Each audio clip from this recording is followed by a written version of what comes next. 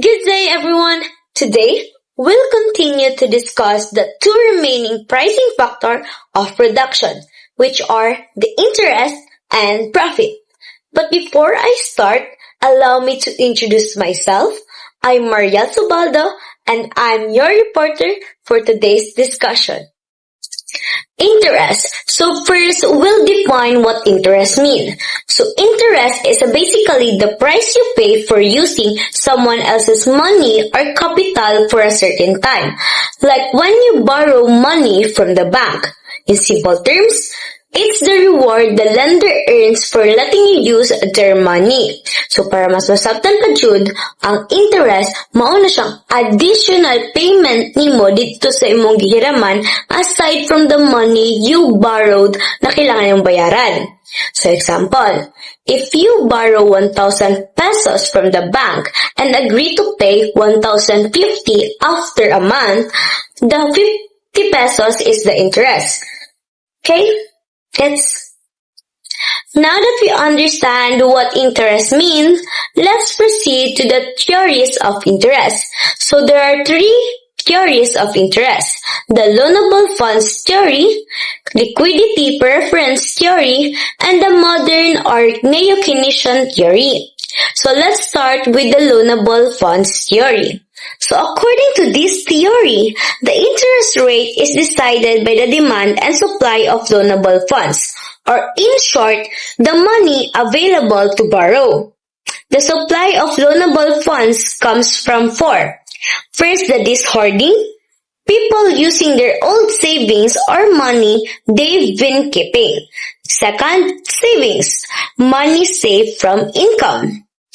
Third, disinvestment, or when people or companies reduce their investments to get more liquid cash. And fourth is the bank credit, or loans provided by the banks. So, when more people save or banks have more money, there are more funds available, so the interest rates goes down. But when fewer people save or banks have less money, funds are limited, so the interest rates goes up. In short, more money to lend, lower interest rate. Less money to lend, higher interest rate. Next, we have Keynes liquidity preference theory. The liquidity preference theory by John Maynard Keynes says that interest is the reward people get for giving up their cash or liquidity. Kaya diba, people like to keep money because it's safe and easy to use anytime. But when they lend it out or invest it, they lose access to it for a while. So they only agree to do that if they're paid interest. That's the reward for parting with money. Kaya diba, especially ang mga businessman, di na sila masugot na maghiram kag money basta-basta na walay kapalit. Kay, anytime kailangan sa di mo ang money. People keep money for three main reasons.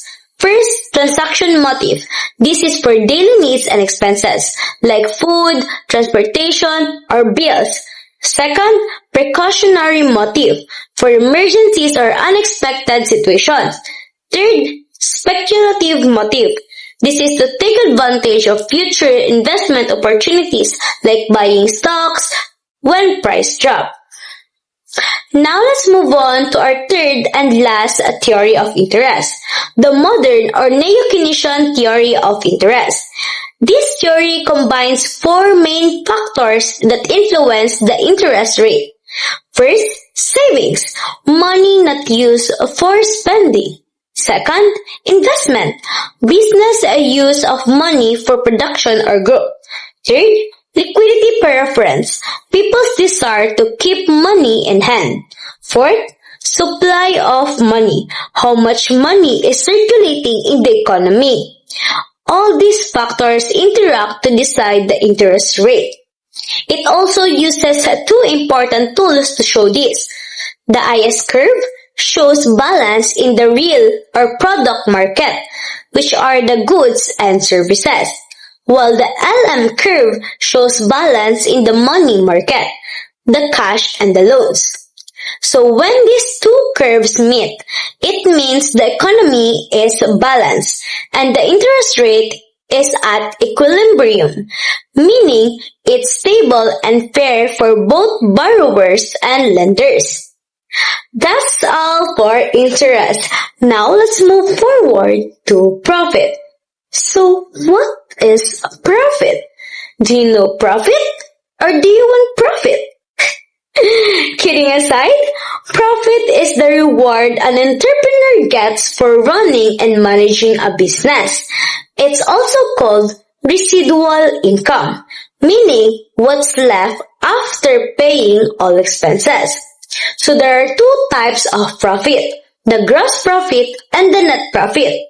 So the gross profit is the total earnings before any deduction, while the net profit is what's left after paying all costs and expenses.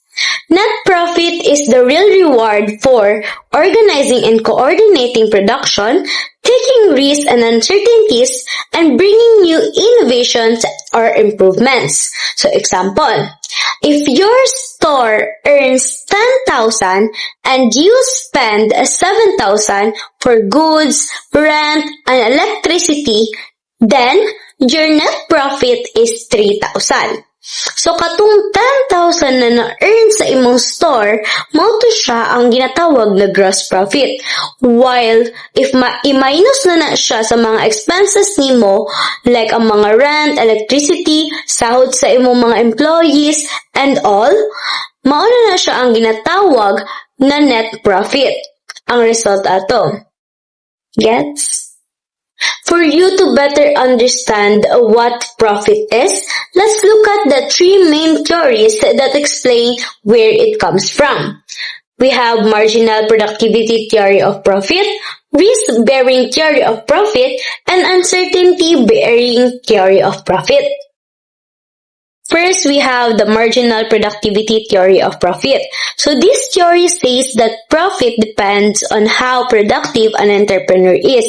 The more efficient and hardworking the entrepreneur, the higher the profit. However, this theory has a limitation. It doesn't explain monopoly profit or the profit earned through market controls, rather than productivity. So ginapasabutan ni ang marginal productivity theory kay pag productive ang isa ka entrepreneur kay mas dako ang ginakita sa company. Example naay duha ka baker. Si baker A kay siya ginapaseminar niya ang iyang mga employees tapos bago ilang mga equipments, then makasabay sila sa trends. While si Baker B, luma na ilang mga equipments, luma ang machines, tapos gamay lang employees, tapos dili sila kasabay sa trend. So meaning, sa pagka-productive ni Baker A, mas dako siya halin kaysa sa Baker B. Kay, when we say productive man good, kanang grabe imong research, grabe kanang kabalugod ka unsa ang para sa imuhang negosyo, unsa ang good for your business. Mas nagasik ka sa growth sa imong business. Okay? Next, we have the risk-bearing theory of profit. Though this was proposed by Professor Howley, this theory says that profit is a reward for taking risk. Entrepreneurs always face risks such as theft, price changes, or accidents. So, di ba, ang mga entrepreneurs, they are producing goods, hoping people will buy them later.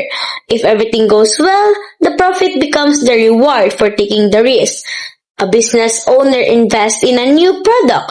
If customers love it, the owner earns profit. If not, they may lose money. That's the risk they are taking.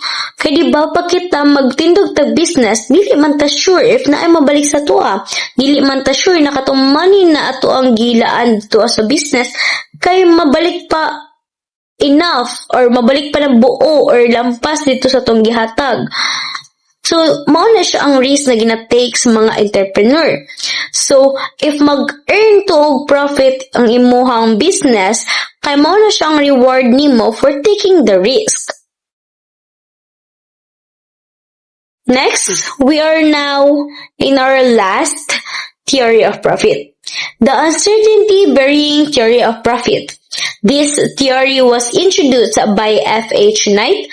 He said, profit comes not from normal risks na pwede ma-insured, but from uncertainties, mga things that are unpredictable, like sudden change of customer taste, new government policies, unexpected market shifts, so mga bagay na kanang out of your control. So profit is the reward for facing uncertainties, not just ordinary risk. That concludes our comprehensive discussion on interest and profit theories. To summarize, interest is the reward for giving up or lending money, while profit is the reward for organizing, managing, and taking risks in a business.